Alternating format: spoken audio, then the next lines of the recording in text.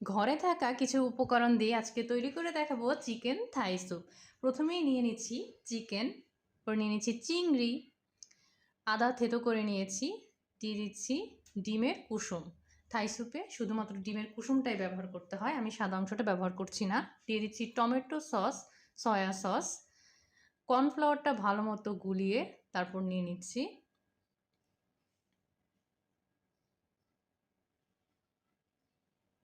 আমি এখানে চিকেন স্টকটা ব্যবহার করছি।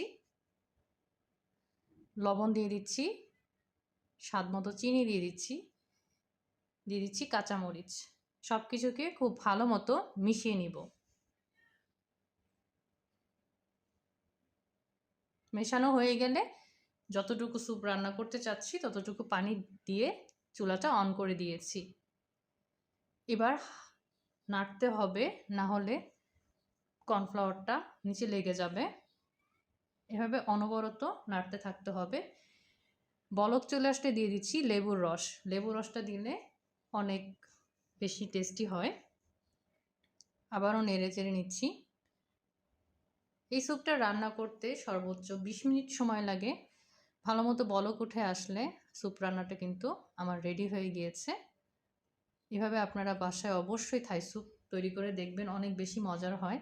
এবং আমি কিন্তু এটার মধ্যে কোনো রকম স্যুপের মশলা ব্যবহার করিনি, একদম ঘরে থাকা উপকরণ দিয়েই বানিয়ে ফেলেছি থাই স্যুপ। বৃষ্টির দিনে এই থাই স্যুপটা অবশ্যই বানিয়ে খাবেন, অনেক বেশি ভালো লাগবে। আল্লাহ হাফেজ।